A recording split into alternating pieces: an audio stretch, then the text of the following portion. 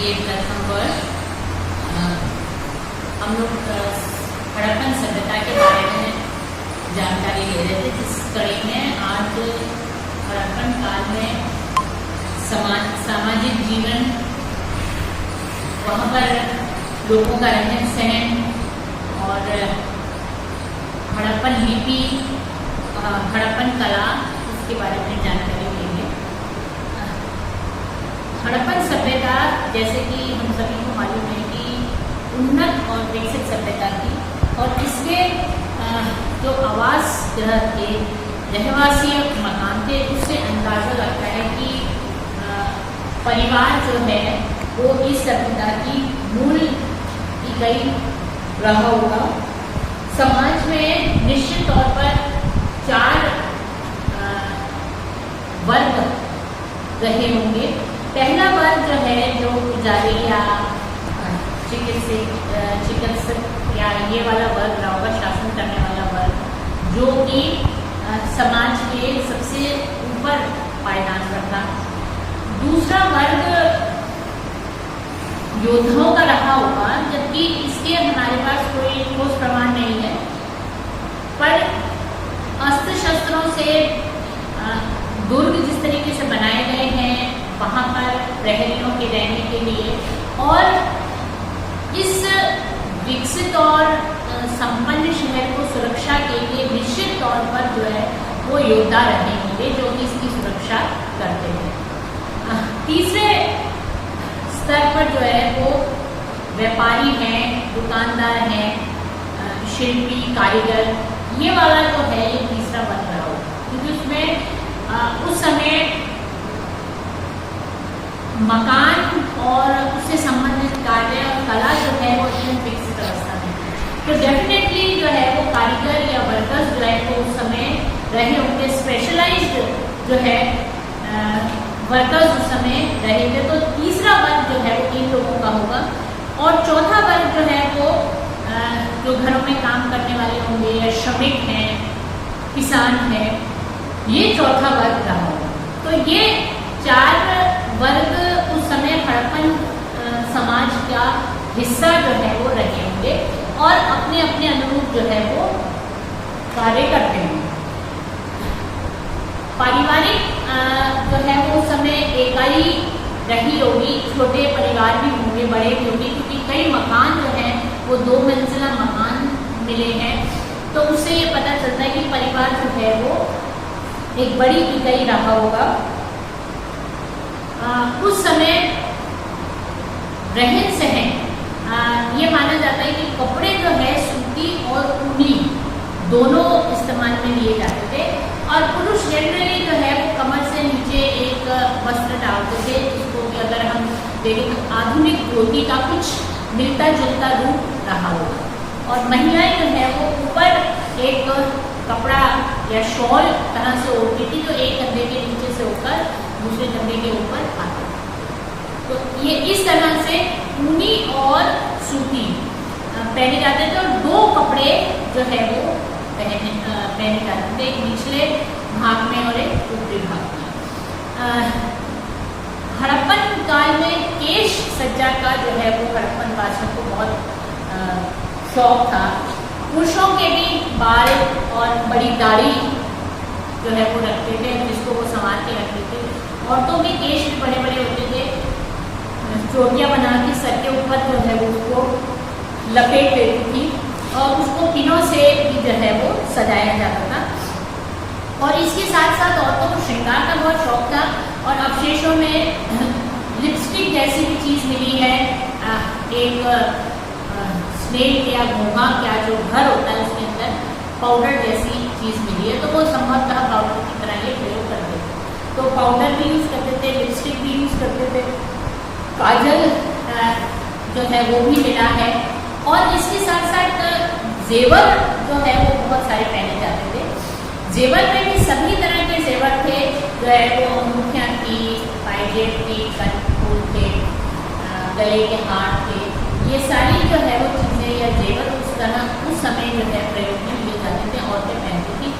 और ये जो है वो सोने चांदी का होता था, तांबे का होता था, कांसे का होता था, और मूल्यवान पत्थर भी जो है, पत्थरों का भी प्रयोग होता था, कई लड़ियों में जो है ये बनाए जाते थे। तो इस तरीके से जो है वो जैसे एक मनके की 6 लड़ियों का बना हुआ हार भी जो है वो उस समय उपलब्ध हुआ। तो कहने का मतलब ये है कि उस काल के लोग, औरतें जो है वो जेवर की शौकीन होती थी और धातु और मनकों दोनों की तरह के जेवर जो है वो बनाए थे। अब अगर हम इनके खान पान के बारे में देखेंगे तो खान पान में ज़्यादातर जो है वो गेहूं और जौ का प्रयोग होता है। चावल जो है वो उस समय हमें चावल के प्रमाण नहीं मिलते हैं। ये लोग मांसाहारी के होते थे। संभवतः मछली, गाय, सुअर, भेड़, इनके जो है वो मांस खाए जाते थे। दूध भी प्रयोग में लिया जाता था। घी बनाया जाता था या नहीं, ये इसकी जानकारी हमारे पास नहीं है, लेकिन दूध का प्रयोग जो है वो होता था। और मांसाहारी भी थे और ये लोग जो है वो खेती उन्नत अवस्था में थी। उस समय ये माना जाता है कि लकड़ी के हलों का प्रयोग किया जाता था, क्योंकि कोई हमारे पास अभी तक धातु का मिला हुआ जो है वो बना हुआ हल हमें नहीं मिला, लेकिन खेती चूंकि होती थी तो इस कारण से ये माना जाता है कि लकड़ी का हल जो है प्रयोग में लिया गया होगा। उस समय हड़प्पन लोग जो है उस काल की लिपि जो है वो पढ़ी नहीं जा सकती है। अगर हड़प्पन कालीन लिपि को पढ़ लिया जाए तो बहुत सारी चीज़ें जो हैं स्पष्ट हो जाए, बहुत सारी ऐसी बातें जिसके बारे में हमें जानकारी नहीं है वो हमें मालूम पड़ जाए अगर हम इसकी लिपि पढ़ें। पर इसकी लिपि अभी तक पढ़ी नहीं जा सकती, क्योंकि जनरली जो लिपि है वो 2 या 3 सेंटेंसेस ही जो है हमें मिलते हैं। और ये लिपि जो है इसको बोस्ट्रोफिडल कहा जाता है, जो कि फर्स्ट लाइन एक डायरेक्शन में लिखी जाती है और उसके नीचे वाली लाइन ऑपोजिट डायरेक्शन में लिखी जाती है। तो इस तरह की लिपि को जो है वो बोस्ट्रोफिडल के नाम से कहा जाता है और ये हड़प्पन लिपि वही है। अब इसमें जो लिपि है ये सिंबॉलिक है, या जिसको हम ये कहें कि चित्र लिपि है। इसमें जो है वो सिंबल दिया गया है, जैसे सामान्य लिपि में अक्षर होते हैं। ये माना जाता है कि अभी इस लिपि में ठोस कुछ भी नहीं कहा जा सकता है, क्योंकि इसको अभी इस लिपि को डिसाइफर नहीं किया गया। कोशिश बहुत की गई, लेकिन निश्चित तौर पर इस लिपि को अभी पढ़ नहीं पाएगा। और इसमें ये माना जाता है कि इस लिपि में चित्रों के द्वारा, मतलब जो एक इसकी लिपि में एक जो अल्फाबेट है वो किसी चीज को दर्शाता है, मतलब वो चित्र है, शब्द नहीं है, वो अपने आप में पूरा चित्र है। और इस कारण से जो है वो इसको चित्र लिपि कहा गया, ये इंडिकेट करता है। वैसे जो समकालीन जो सुमेर और मिस्र की लिपि है उससे अधिक उन्नत और परिष्कृत जो है ये लिपि मानी जाती है, पर अभी तक जो है वो इस लिपि को पढ़ा नहीं जा सकता। इसमें जो चित्र है उसमें लगभग 396 तरह के चिन्ह आइडेंटिफाई किए गए कि अगर ये चिन्ह इसके लिए है तो दूसरा चिन्ह जो है वो क्या दर्शाता है, तीसरा, ऐसे करके अलग अलग जो है। अब ये लिपि जो है वो जो टैबलेट मिली है उसके ऊपर अंकित है, जो कई मूर्तियाँ और वो चीज़ें हैं उनके ऊपर अंकित है की गई है। तो एक तरह से हम ये कह सकते हैं कि बहुत ज़्यादा विस्तृत नहीं है, लेकिन जो भी है, जब भी हमें इस लिपि को पढ़ने में सफलता प्राप्त होगी तो उस समय हम इस काल की बहुत सारी चीज़ों को हम स्पष्ट रूप से बता सकेंगे।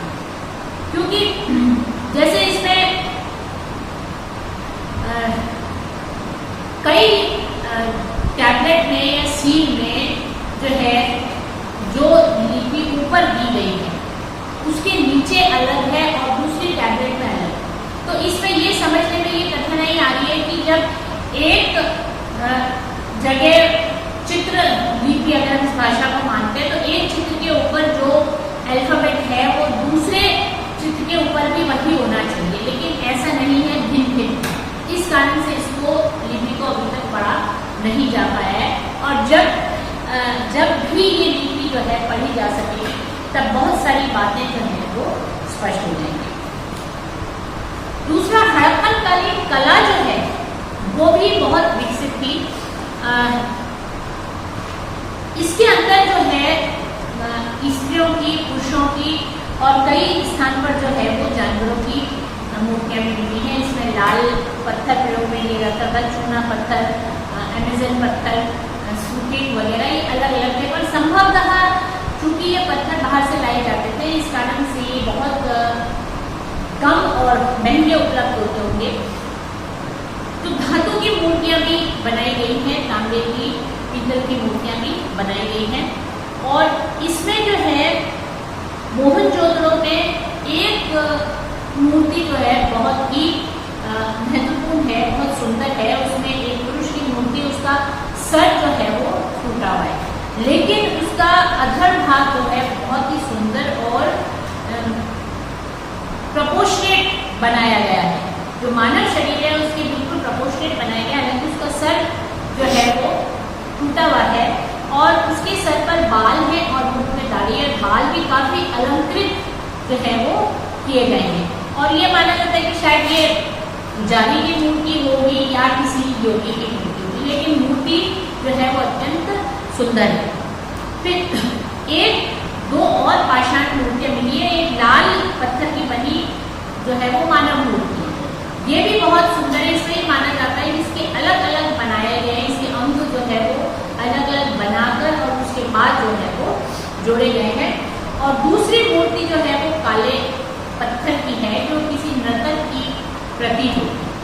नर्तक की क्यों प्रतीक होती है? क्योंकि वो नृत्य की मुद्रा में उसने अपना एक पांव उठाकर दूसरे पांव के ऊपर रखा हुआ। ये नृत्य की मुद्रा जो है वो है, ये भी बहुत स्वाभाविक जो है उसका वो है, और शरीर उसका बहुत स्फूर्ति और मांसल शरीर जो है वो दर्शाया गया है। ये भी एक कुछ कोटि की मूर्ति है। इसमें पशु पक्षियों की मूर्ति कम मिलती है, लेकिन एक बैल की मूर्ति जो है वो आवश्यक रूप से मिली है, क्योंकि हड़प्पन काल में वैदिक काल की तरह गाय को पूजनीय नहीं माना जाता था। उस समय बैल का महत्व अधिक था। वैदिक पीरियड में बैल का महत्व अधिक नहीं था, गाय को बहुत ही महत्वपूर्ण माना गया, उसको जो है वो जननी का दर्जा दिया गया। तो इसलिए जो है वो इस काल में